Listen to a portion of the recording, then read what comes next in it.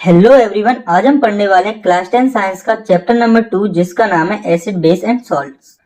तो इस चैप्टर में हम एसिड बेस एंड सॉल्ट्स की फिजिकल और केमिकल प्रॉपर्टीज, उनकी रिएक्शंस, उनके नेचर के बारे में काफी अच्छे से डिटेल में समझने वाले हैं और उसके साथ में काफी सारी और भी एडिशनल इन्फॉर्मेशन लेने वाले हैं। तो जनरली हम सिर्फ इतना जानते हैं कि एसिड्स खट्टे होते हैं, बेसिस कड़वे और सॉल्ट्स नमकीन होते हैं, लेकिन जब हम इनको थोड़ा सा डिटेल में पढ़ते हैं तब हमें पता चलता है कि इनकी काफी सारी और भी प्रॉपर्टीज होती हैं। तो चलिए समझते हैं उन प्रॉपर्टीज। समझते हैं एसिड्स के बारे में। तो acids are the chemical substance which are sour in taste, turns blue litmus to red and gives H+ ions in the aqueous solution. यानी कि एसिड्स वे सब्सटेंस होते हैं जो कि खट्टे होते हैं टेस्ट में और ये ब्लू लिटमस को रेड में कन्वर्ट कर देते हैं और साथ में जब इन्हें एक्वस सॉल्यूशन में डिसॉल्व किया जाता है तब ये हाइड्रोजन पॉजिटिव आयंस रिलीज करते हैं। फॉर एग्जाम्पल HCl यानी कि हाइड्रोक्लोरिक एसिड और H2SO4 मतलब कि सल्फ्यूरिक एसिड। इसके बाद हम समझते हैं बेसिस को। तो bases are the chemical substance which are bitter in taste, turns red litmus into blue and gives OH negative ions in the aqueous solution. यानी कि बेसिस भी केमिकल सब्सटेंस होते हैं जो कि कड़वे होते हैं टेस्ट में और जो रेड लिटमस को ब्लू में कन्वर्ट कर देते हैं और इसी के साथ जब इन्हें वाटर में डिसॉल्व किया जाता है तब ये OH नेगेटिव आयंस रिलीज करते हैं। For example sodium hydroxide and calcium hydroxide. और जो बेस वाटर में सोल्यूबल होते हैं उन्हें एल्कली कहा जाता है। तो अब हम देखते हैं types of acids and base, यानी कि ये कितने टाइप्स के होते हैं। तो अलग अलग क्राइटेरिया के लिए एसिड और बेस अलग अलग टाइप्स के होते हैं। तो पहले हम देखेंगे एसिड के टाइप अलग अलग क्राइटेरिया के लिए। तो पहला क्राइटेरिया है on the basis of occurrences. तो अक्रेंस के बेसिस पर एसिड्स दो टाइप्स के होते हैं जो कि है organic acids and inorganic acids. तो ऑर्गेनिक एसिड्स वे एसिड्स होते हैं जो कि नेचुरली इस अर्थ में प्रेजेंट होते हैं, फॉर एग्जांपल सिट्रिक एसिड। और इसी के साथ इनऑर्गेनिक एसिड वे एसिड होते हैं जो कि नेचर में नेचुरली प्रेजेंट नहीं होते, यानी कि इन्हें हमें खुद प्रिपेयर करना पड़ता है, फॉर एग्जांपल HCl यानी कि हाइड्रोक्लोरिक एसिड। इसके बाद हम देखते हैं types of acid on the basis of strength. तो स्ट्रेंथ के बेसिस पर एसिड्स को दो टाइप्स में डिवाइड किया गया है जो कि है स्ट्रॉन्ग एसिड और वीक एसिड। तो स्ट्रॉन्ग एसिड वे एसिड होते हैं जो कि कंप्लीटली डिसोसिएट हो जाते हैं उसके एक्वस सॉल्यूशन में, या फिर हम कह सकते हैं कि ये वे एसिड होते हैं जो कि एक्वस सॉल्यूशन में डिसॉल्व होने पर ज्यादा H+ आयन रिलीज करते हैं, for example HCl and H2SO4। और वहीं पर वीक एसिड वे एसिड होते हैं जो कि कंप्लीटली डिसॉल्व नहीं होते उसके एक्वस सॉल्यूशन में, या फिर हम कह सकते हैं कि ये वे एसिड होते हैं जो कि एक्वस सॉल्यूशन में डिसॉल्व होने पर कम H+ आयन रिलीज करते हैं, for example formic acid and acetic acid. तो अब हम देखते हैं types of acid on the basis of concentration. तो कंसंट्रेशन के बेसिस पर एसिड्स दो टाइप्स के होते हैं जो कि है कंसंट्रेटेड एसिड और डाइल्यूट एसिड। तो कंसंट्रेटेड एसिड वो एसिड होते हैं जिनमें कि किसी और सॉल्यूट या वाटर की बहुत ही कम क्वांटिटी प्रेजेंट होती है, यानी कि ये प्योर एसिड होते हैं, for example concentrated hydrochloric acid. और वहीं पर डाइल्यूट एसिड वे एसिड होते हैं जिनमें कि सॉल्यूट या वाटर की क्वांटिटी थोड़ी सी ज्यादा होती है और ये नेचर में थोड़े से पतले होते हैं, for example dilute HCl and dilute H2SO4 etc। तो एसिड के टाइप्स को समझने के बाद अब हम समझते हैं टाइप्स ऑफ बेसिस। तो पहले हम देखते हैं types of basis on the basis of occurrences. तो अक्रेंस के बेसिस पर बेसिस को दो टाइप्स में डिवाइड किया गया है जो कि organic base and inorganic base. तो ऑर्गेनिक बेस वे बेस होते हैं जो कि नेचुरली ही इस अर्थ में प्रेजेंट होते हैं, फॉर एग्जांपल पायराडीन। और इनऑर्गेनिक बेस वे बेस होते हैं जो कि नेचुरली इस अर्थ में प्रेजेंट नहीं होते, इन्हें हमें सिंथेटिक तरीकों से बनाना पड़ता है, फॉर एग्जांपल सोडियम हाइड्रोक्साइड। इसके बाद हम समझते हैं types of basis on the basis of strength. तो स्ट्रेंथ के बेसिस पर बेसिस को टू टाइप्स में डिवाइड किया गया है जो कि strong base and weak base. तो स्ट्रॉन्ग बेस वे बेस होते हैं जो कि कंप्लीटली डिसोसिएट हो जाते हैं उसके एक्वस सॉल्यूशन में, या फिर हम कह सकते हैं वो बेस जो एक्वस सॉल्यूशन में डिसॉल्व होने पर ज्यादा OH नेगेटिव आयंस रिलीज करते हैं, फॉर एग्जांपल सोडियम हाइड्रोक्साइड।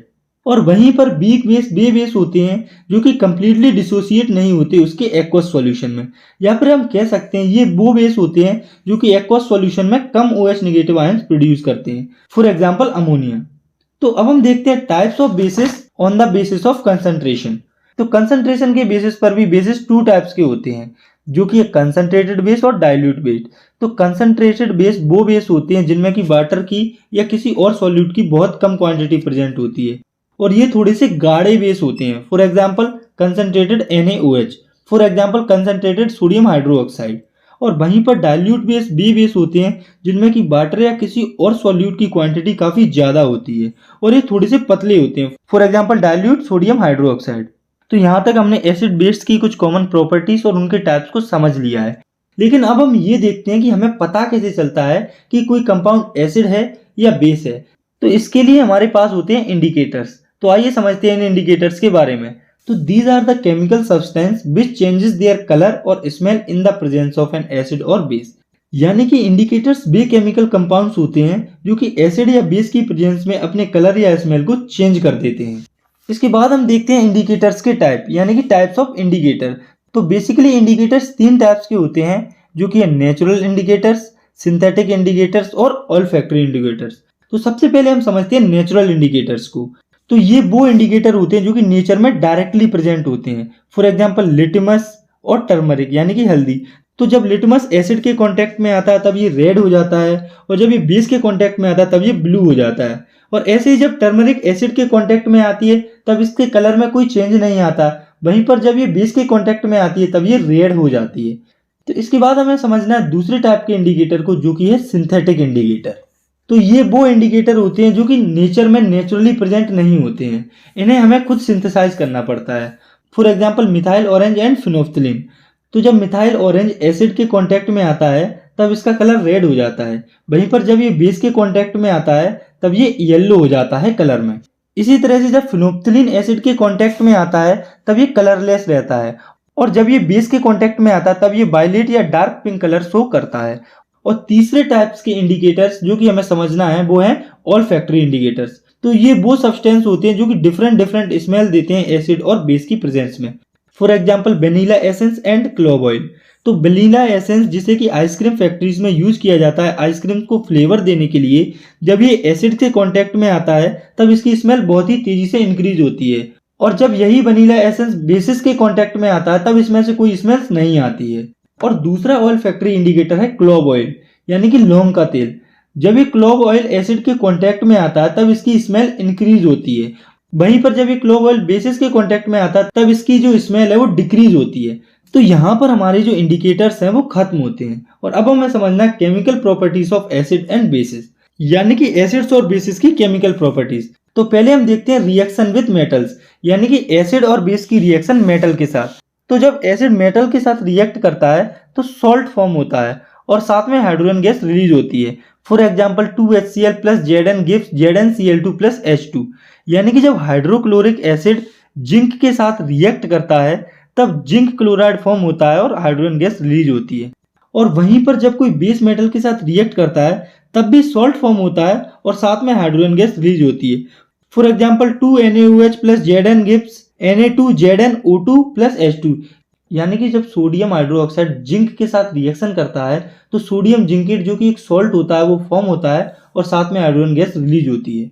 तो आपने देखा कि जब मेटल एसिड या बेस के साथ रिएक्ट करता है तो वो दोनों के साथ ही सॉल्ट फॉर्म करता है और साथ में हाइड्रोजन गैस रिलीज होती है।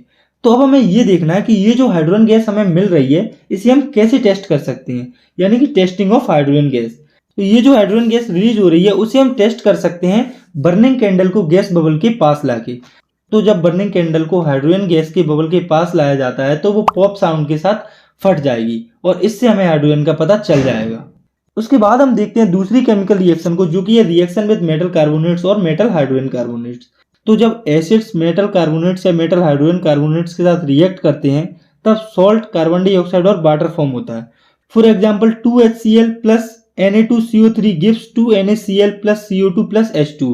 यानी कि जब हाइड्रोक्लोरिक एसिड और सोडियम कार्बोनेट जो कि एक मेटल कार्बोनेट होता है उसकी रिएक्शन होती है तब सोडियम क्लोराइड, कार्बन डाइऑक्साइड और वाटर फॉर्म होता है। और ऐसे ही हम देखते हैं एसिड्स की रिएक्शन मेटल हाइड्रोजन कार्बोनेट के साथ। तो HCl plus NaHCO3 gives NaCl plus CO2 plus H2। तो जब हाइड्रोक्लोरिक एसिड रिएक्ट करता है सोडियम हाइड्रोजन कार्बोनेट्स के साथ तब सोडियम क्लोराइड, कार्बन डाइऑक्साइड और वाटर रिफॉर्म होता है। वहीं पर अगर हम बात करें बेसिस की, तो जो बेसिस होते हैं वो मेटल कार्बोनेट्स और मेटल हाइड्रोजन कार्बोनेट्स के साथ रिएक्ट नहीं करते हैं। तो अब हमें देखना है कि इन दोनों कंडीशन में जो CO2 रिलीज हो रही थी उसे टेस्ट कैसे किया जाता है, यानी कि टेस्टिंग ऑफ CO2 गैस। तो CO2 को टेस्ट किया जाता है उसको लाइम वाटर से पास करके, यानी कि passing it through the lime water. तो जब CO2 को कैल्शियम हाइड्रोक्साइड जिसे कि लाइम वाटर भी कहा जाता है उससे पास करते हैं तो लाइम वाटर मिल्की हो जाता है और CaCO3 फॉर्म करता है और साथ में H2O भी फॉर्म होती है। और जब इस CaCO3 और H2O से CO2 गैस पास की जाती है तब ये कैल्शियम हाइड्रोकार्बोनेट फॉर्म करती है जो कि कलरलेस सॉल्यूशन होता है। तो जब भी कोई गैस अगर लाइम वाटर को मिल्की कर दे और उसे दोबारा फिर से कलरलेस कर दे तो हम कह सकते हैं कि वो गैस कार्बन डाइऑक्साइड ही है। तो ये था हमारा कार्बन डाइऑक्साइड का टेस्ट। इसके बाद हम आगे बढ़ते हैं और समझते हैं reaction of acid and base with each other, यानी कि एसिड और बेस की आपस में रिएक्शन। तो जब एसिड और बेस आपस में रिएक्ट करते हैं तो सॉल्ट फॉर्म होता है और साथ में वाटर भी रिलीज होता है। फॉर एग्जाम्पल, जब हाइड्रोक्लोरिक एसिड और सोडियम हाइड्रोक्साइड आपस में रिएक्शन करते हैं तब NaCl जो कि एक सॉल्ट होता है वो फॉर्म होता है और साथ में वाटर भी फॉर्म होता है। और जब एसिड और बेस आपस में रिएक्शन करते हैं तो उस रिएक्शन को हम न्यूट्रलाइजेशन रिएक्शन कहते हैं। तो ये आपको याद रखना है कि एसिड और बेस की आपस में जो रिएक्शन होती है उसे न्यूट्रलाइजेशन रिएक्शन कहा जाता है। तो हम यहाँ से इसकी डेफिनेशन लिख सकते हैं। तो when an acid and base react to form a salt and water is called neutralisation reaction. और इस रिएक्शन में H+ और OH नेगेटिव आयंस इन्वॉल्व होते हैं वाटर को जनरेट करने के लिए। इसके बाद हम देखते हैं एसिड और बेस की अगली केमिकल रिएक्शन जो कि है reaction of metallic oxide with acids, यानी कि एसिड्स की रिएक्शन मेटलिक ऑक्साइड्स के साथ। तो जो मेटल के ऑक्साइड होते हैं वो बेसिक होते हैं नेचर में, जैसे कि calcium oxide, magnesium oxide, ETC। तो जब एसिड मेटलिक ऑक्साइड्स के साथ रिएक्ट करता है तब सॉल्ट और वाटर फॉर्म होता है। फॉर एग्जाम्पल, जब हाइड्रोक्लोरिक एसिड रिएक्ट करता है कैल्शियम ऑक्साइड के साथ तो कैल्शियम क्लोराइड जो कि एक सॉल्ट होता है वो फॉर्म होता है और साथ में वाटर भी फॉर्म होता है। इसके बाद है reaction of non metallic oxide with basis, यानी कि बेसिस की रिएक्शन नॉन मेटलिक ऑक्साइड्स के साथ। तो जो बेसिस होते हैं वो मोस्टली नॉन मेटालिक ऑक्साइड्स के साथ ही रिएक्ट करते हैं। तो जब बेसिस नॉन मेटालिक ऑक्साइड्स के साथ रिएक्ट करते हैं तब सॉल्ट और वाटर फॉर्म होता है। फॉर एग्जाम्पल, कैल्शियम हाइड्रोक्साइड जब रिएक्ट करता है कार्बन डाइऑक्साइड से जो कि एक बेस होता है तब कैल्शियम कार्बोनेट जो कि एक सॉल्ट होता है वो फॉर्म होता है और साथ में वाटर भी रिलीज होता है। तो अब हमें देखना है what do all acids and bases have in common, यानी कि सभी एसिड्स और सभी बेसिस में आपस में क्या कॉमन होता है। तो पहले हम देखते हैं सभी एसिड्स में क्या कॉमन होता है। तो all acids have H+ ions, यानी कि जितने भी एसिड्स होते हैं सब में H+ आयंस होते हैं, लेकिन इन H+ आयंस की क्वांटिटी अलग अलग होती है अलग अलग एसिड्स में। और ये जो H+ आयंस होते हैं यही रिस्पॉन्सिबल होते हैं एसिड्स में एसिडिक प्रॉपर्टीज के लिए। इसके बाद हम देखते हैं बेसिस के अंदर क्या कॉमन होता है। तो all basis have OH negative ions, यानी कि जितने भी बेस होते हैं उन सब में OH नेगेटिव आयंस होते हैं। और अलग अलग बेसिस में OH नेगेटिव आयंस का जो अमाउंट है वो अलग अलग होता है। और ये जो OH नेगेटिव आयंस होते हैं यही रिस्पॉन्सिबल होते हैं बेसिस में बेसिक नेचर के लिए। तो एसिड और बेसिस में कॉमन चीजें समझने के बाद अब हमें समझना है acids and bases in water solution, यानी कि जब एसिड्स और बेसिस को वाटर सॉल्यूशन में डाला जाता है तब क्या होता है। तो सबसे पहले हम देखते हैं एसिड्स को। तो हम जानते हैं कि एसिड्स के अंदर हाइड्रोजन पॉजिटिव आयंस होते हैं। तो जब हाइड्रोजन पॉजिटिव आयंस वाटर के साथ रिएक्ट करते हैं तो H3O पॉजिटिव आयन फॉर्म होता है और इस H3O पॉजिटिव आयन को हाइड्रोनियम आयन भी कहा जाता है। तो अब इसे हम एक एसिड को वाटर में डिसॉल्व करके समझते हैं। तो हम एसिड ले लेते हैं HCl, यानी कि हाइड्रोक्लोरिक एसिड। तो जब HCl को वाटर में डिसॉल्व किया जाएगा तो H3O पॉजिटिव आयन यानी कि हाइड्रोनियम आयन फॉर्म होगा और साथ में Cl नेगेटिव आयन भी फॉर्म होगा। तो यहाँ पर सोचने वाली बात यह है कि ये एसिड का H positive ion hydronium ion में कन्वर्ट क्यों होता है। तो ऐसा इसीलिए होता है क्योंकि ये जो H पॉजिटिव आयन होता है वो अकेला एग्जिस्ट नहीं कर सकता और इसीलिए ये हाइड्रोनियम आयन फॉर्म कर लेता है। और एसिड्स की वाटर में रिएक्शन को देखने के बाद अब हम देखते हैं बेसिस इन वाटर सॉल्यूशन। तो जब बेसिस को वाटर सॉल्यूशन में डिसॉल्व किया जाता है तो वो हाइड्रो ऑक्साइड आयन यानी कि OH नेगेटिव आयंस देते हैं। तो अब हम एक बेस को वाटर में डिसॉल्व करके देखते हैं। तो हम एक बेस ले लेते हैं NaOH यानी कि सोडियम हाइड्रोक्साइड। तो जब सोडियम हाइड्रोक्साइड को वाटर में डिसॉल्व किया जाता है तो वो सोडियम पॉजिटिव और OH नेगेटिव आयंस में ब्रेक हो जाता है। इसके बाद हमें समझना है एक और काफी इंपोर्टेंट टॉपिक को जो कि है यूनिवर्सल इंडिकेटर। तो आइए समझते हैं कि ये यूनिवर्सल इंडिकेटर क्या होते हैं। तो basically it is a mixture of several indicators which show different colors at the different concentration of H+ ions in the solution। यानी कि ये जो है वो काफी इंडिकेटर्स का मिक्सचर होता है जो कि अलग अलग कलर शो करते हैं H+ आयन की अलग अलग कंसंट्रेशन पर किसी भी सॉल्यूशन में। और यूनिवर्सल इंडिकेटर कहा जाता है pH को, जिसका फुल फॉर्म होता है पावर ऑफ हाइड्रोजन या पोटेंशियल ऑफ हाइड्रोजन। तो ये जो आप देख रहे हैं ये है pH स्केल जिसमें कि 1 to 14 तक नंबर होते हैं। तो अब हमें इस pH स्केल को अच्छे से समझना है। तो अगर किसी सब्सटेंस की pH वैल्यू 7 से कम है तो वो सब्सटेंस एसिडिक होता है और वहीं पर अगर किसी सब्सटेंस की pH वैल्यू 7 से ज्यादा होती है तो उसे बेसिक कंसीडर किया जाता है। और अगर किसी सब्सटेंस की पीएच वैल्यू एग्जैक्ट 7 होती है तो उसे न्यूट्रल कंसीडर किया जाता है, जिसे हम साल्ट भी कहते हैं। तो यहाँ पर याद रखने वाली बात यह है कि किसी सब्सटेंस की पीएच वैल्यू जितनी ज़्यादा कम होगी वो उतना ज़्यादा एसिडिक होगा और वो उतना ही ज़्यादा रेड कलर शो करेगा। इसका मतलब किसी भी सब्सटेंस की पीएच वैल्यू जितनी कम होगी वो सब्सटेंस उतना ही स्ट्रॉन्ग एसिड होगा, और ऐसे ही किसी सब्सटेंस की पीएच वैल्यू जितनी ज्यादा होगी वो उतनी ज्यादा बेसिक होगा और वो ज्यादा ब्लू डार्क कलर शो करेगा। इसका मतलब किसी सब्सटेंस की पीएच वैल्यू जितनी ज्यादा होगी वो उतना ही ज्यादा बेसिक होगा। तो अब मैं इसे आपको एक और सिंपल तरीके से समझाने वाला हूँ। तो आपको ये याद रखना है कि अगर किसी सब्सटेंस की पीएच वैल्यू 1 से 3 के बीच में आती है तो वो स्ट्रॉन्ग एसिड होगा और उसका कलर एकदम रेड होगा, और वहीं पर अगर किसी सब्सटेंस की पीएच वैल्यू 3 से 6 के बीच में होगी तो वो सब्सटेंस वीक एसिड होगा और वो थोड़ा सा ऑरेंज और येलोइश होगा कलर में। इसी के साथ अगर किसी सब्सटेंस की पीएच वैल्यू एग्जैक्ट 7 होगी तो इसका मतलब कि वो सब्सटेंस न्यूट्रल है और उसका कलर ग्रीन होगा। वहीं पर अगर किसी सब्सटेंस की पीएच वैल्यू 8 से 11 के बीच में होगी तो वो सब्सटेंस वीक एसिड कंसीडर किया जाता है और उसका कलर नॉर्मल ब्लू होगा। और अगर किसी सब्सटेंस की पीएच वैल्यू 11 से 14 के बीच में होगी तो वो सब्सटेंस स्ट्रॉन्ग बेस कंसीडर किया जाएगा और उसका कलर वायलेट या फिर इंडिगो होगा। तो पीएच स्केल को अच्छे से समझने के बाद अब हम समझते हैं importance of pH in our daily life, यानी कि पीएच की हमें अपनी डेली लाइफ में क्या जरूरत पड़ती है।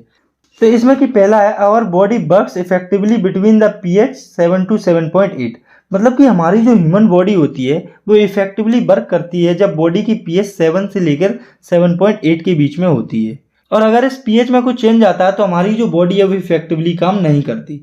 इसके बाद नेक्स्ट है pH of rain less than 5.6 called acid rain, यानी कि जब रेन वाटर का पीएच 5.6 से कम होता है तो उसे हम एसिड रेन कहते हैं। तो पीएच की हेल्प से हमें पता चल जाता है कि पर्टिकुलर वाटर कंटामिनेटेड यानी कि खराब है या नहीं।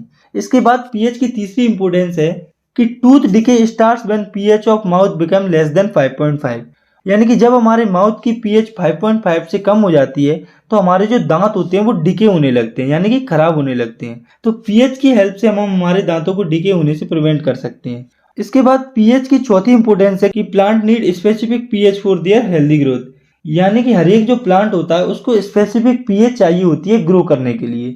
तो हम पर्टिकुलर प्लांट की सॉइल या पीएच का पता लगाकर हम पर्टिकुलर प्लांट की अच्छी ग्रोथ करवा सकते हैं। तो एसिड्स, बेसिस और पीएच को अच्छी तरह से समझने के बाद अब हम समझते हैं इस चैप्टर के तीसरे पार्ट को, जो कि है सॉल्ट्स।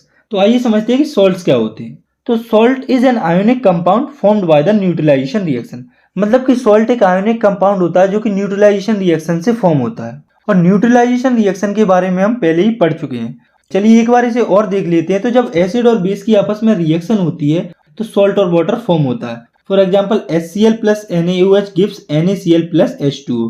तो यहाँ पर जब एसिड और बेस की रिएक्शन हुई तो NaCl जो कि एक सॉल्ट है और वाटर फॉर्म हुआ, और ये जो NaCl होता है इसी को कॉमन सॉल्ट कहा जाता है जो कि किचन में यूज किया जाता है। ऐसे ही काफी सारे और भी सॉल्ट होते हैं जैसे कि potassium chloride, calcium chloride etcetera. इसके बाद हमें समझना है केमिकल फॉर्म सॉल्ट्स, यानी कि सॉल्ट्स के केमिकल। तो ये जो आपको लिस्ट दिख रही है ये है सॉल्ट्स के केमिकल, जिसमें कि ये sodium hydroxide, bleaching powder, baking soda, washing soda और प्लास्टर ऑफ पेरिस। तो चलिए हम एक एक करके इनको अच्छे से समझ लेते हैं। तो शुरुआत करते हैं सोडियम हाइड्रोक्साइड से। तो जो सोडियम हाइड्रोक्साइड होता है इसे कॉस्टिक सोडा भी कहा जाता है और इसका केमिकल फॉर्मूला होता है NaOH। तो जब NaCl के एक्वस सॉल्यूशन से इलेक्ट्रिसिटी को पास किया जाता है तो वो डिकम्पोज हो जाता है सोडियम ऑक्साइड या कास्टिक सोडा को फॉर्म करने के लिए। तो ये जो आपको दिख रही है ये कास्टिक सोडा की फॉर्मेशन रिएक्शन है। तो जब सोडियम क्लोराइड और वाटर में से इलेक्ट्रिसिटी पास की जाती है तब कास्टिक सोडा फॉर्म होता है और साथ में HCl भी बनता है। तो कास्टिक सोडा की फॉर्मेशन को समझने के बाद अब हम समझते हैं कास्टिक सोडा के यूजेस को। तो इसका यूज सॉप्स और डिटर्जेंट बनाने में किया जाता है, पेपर को मैन्युफैक्चर करने में किया जाता है, ऑयल की रिफाइनिंग में किया जाता है और PVC मैन्युफैक्चर में भी इसका यूज किया जाता है, और इसी के साथ साथ इसको एज अ पेस्टिसाइड भी यूज किया जाता है। तो सॉल्ट्स के केमिकल में दूसरे नंबर पे हमें समझना है ब्लीचिंग पाउडर के बारे में। तो इसका केमिकल फॉर्मूला होता है CaOCl2। तो जब क्लोरीन को डाइस्लेक्ट लाइम, जिसे कि कैल्शियम हाइड्रोक्साइड कहा जाता है, उसके ऊपर से पास किया जाता है तो ब्लीचिंग पाउडर फॉर्म होता है। तो calcium hydroxide plus chlorine gives CaOCl2, जिसे कि ब्लीचिंग पाउडर कहा जाता है, प्लस वाटर। तो ब्लीचिंग पाउडर की फॉर्मेशन को समझने के बाद अब हम देखते हैं इसके यूजेस को। तो इसको क्लॉथ फैक्ट्रीज में कॉटन और लाइनन को ब्लीच करने के लिए यूज किया जाता है, पेपर फैक्ट्रीज में इसका यूज किया जाता है, वुड पल्प को ब्लीच करने में इसका यूज किया जाता है। इसको एज ए ऑक्सीडाइजिंग एजेंट भी यूज किया जाता है केमिकल इंडस्ट्रीज में, और इसको एज ए डिसइंफेक्टेंट भी यूज किया जाता है ड्रिंकिंग वाटर में, क्योंकि ये ड्रिंकिंग वाटर को इन्फेक्ट होने से प्रिवेंट करता है। इसके बाद हमें समझना सॉल्ट्स के तीसरे कंपाउंड को, जिसका नाम है बेकिंग सोडा, जिसका केमिकल फॉर्मूला होता है NaSCO3 यानी कि सोडियम हाइड्रोजन कार्बोनेट। तो अब हम देखते हैं कि ये फॉर्म कैसे होता है। तो जब सॉल्ट, वाटर और कार्बन डाइऑक्साइड की रिएक्शन होती है अमोनिया के साथ, तब सोडियम हाइड्रोजन कार्बोनेट फॉर्म होता है और साथ में अमोनियम क्लोराइड भी फॉर्म होता है। तो चलिए अब हम इस रिएक्शन को देख लेते हैं। तो NaCl plus H2O plus CO2 plus NH4 gives NH4Cl plus NaSCO3। तो अब हम देखते हैं बेकिंग सोडा की कुछ प्रॉपर्टीज को। तो ये जो है वो काफी सॉफ्ट होता है और इसका मेल्टिंग पॉइंट होता है 50 डिग्री सेल्सियस, और ये बेसिक होता है नेचर में।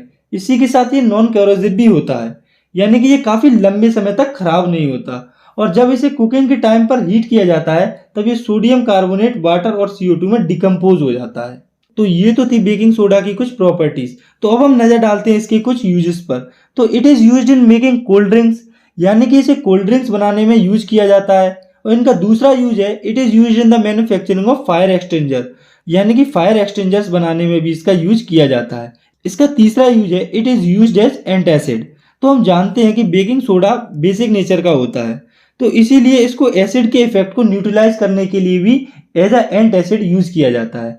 और इसका चौथा यूज है, it is used for making baking powder, यानी कि जो बेकिंग सोडा होता है उसका यूज बेकिंग पाउडर बनाने के लिए होता है। तो अब हम ये देखते हैं कि बेकिंग सोडा बेकिंग पाउडर में कैसे कन्वर्ट होता है। तो जब बेकिंग सोडा में टार्टरिक एसिड को ऐड किया जाता है तो वो बेकिंग पाउडर में कन्वर्ट हो जाता है, और ये जो बेकिंग पाउडर होता है वो ब्रेड्स और केक्स को सॉफ्ट और स्पॉन्जी बनाने के लिए यूज होता है। तो इसके बाद हमें समझना सॉल्ट के चौथे केमिकल को, जो कि है वॉशिंग सोडा। तो इसका केमिकल फॉर्मूला होता है Na2CO3 10H2, यानी कि sodium carbonate with 10 molecules of water. तो चलिए अब हम इसकी फॉर्मेशन को समझ लेते हैं। तो इसके लिए आपको थोड़ा सा पीछे जाना पड़ेगा। तो अभी हमने पढ़ा था जब बेकिंग सोडा को हीट किया जाता है कुकिंग के टाइम पर, तो सोडियम कार्बोनेट, वाटर और CO2 फॉर्म होता है। तो ये जो वॉशिंग सोडा होता है वो इसी प्रोसेस को फर्दर कंटिन्यू करने से फॉर्म होता है। तो ये जो सोडियम कार्बोनेट यहाँ पर बना है, इसमें वाटर के 10 मॉलिक्यूल्स ऐड कर दिए जाते हैं, तब जाकर वॉशिंग सोडा फॉर्म होता है। तो इसके बाद हमें देखना है वॉशिंग सोडा के कुछ यूजेस को। तो it is used in glass, soap and paper industries, यानी कि इसका इस्तेमाल ग्लास, सोप और पेपर इंडस्ट्रीज में किया जाता है उन्हें मैन्युफैक्चर करने के लिए। It is also used as cleaning agent in the houses, यानी कि घरों की साफ सफाई करने में भी इसका यूज किया जाता है। और इसका सबसे इंपॉर्टेंट रोल है, it is used for removing hardness of water, यानी कि ये जो है वो वाटर की हार्डनेस को रिमूव करता है और उसे सॉफ्ट बनाता है। इसके बाद हमें समझना है पांचवें सॉल्ट फॉर्म केमिकल और इस चैप्टर के आखिरी कंपाउंड को, जो कि है प्लास्टर ऑफ पेरिस, जिसे कि कॉमन लैंग्वेज में POP भी कहा जाता है। तो चलिए अब हम इसकी प्रिपरेशन को देख लेते हैं। तो जब हम जिप्सम को 100 डिग्री सेल्सियस पर हीट करते हैं तो वो अपने वाटर मॉलिक्यूल्स को लूज कर देता है और प्लास्टर ऑफ पेरिस में कन्वर्ट हो जाता है। आप यहाँ पर देखिए CaSO4 जो कि जिप्सम होता है, जब इसे 100 डिग्री सेल्सियस पर हीट किया जाता है तो ये अपना 1.5 H2O मॉलिक्यूल लूज कर देता है और POP में कन्वर्ट हो जाता है। और अगर इसी POP में जब हम वाटर ऐड कर देते तो ये दोबारा जिप्सम में कन्वर्ट हो जाता है। तो ये तो थी POP की फॉर्मेशन। तो अब हम देखते हैं इसके कुछ यूजेस को। तो इसका पहला यूज है फॉर मेकिंग सरफेस स्मूथ। तो इसका इस्तेमाल घरों की जो सरफेस होती है उसे स्मूथ बनाने के लिए किया जाता है। तो आपने कई घरों में देखा होगा कि घरों की दीवारों को स्मूथ बनाने के लिए इसका यूज किया जाता है। इसका दूसरा यूज है for making toys and decoration materials, यानी कि खिलौने बनाने के लिए और डेकोरेशन का सामान बनाने के लिए भी इसका यूज किया जाता है। और इसका तीसरा यूज है in hospital to support fractured bone.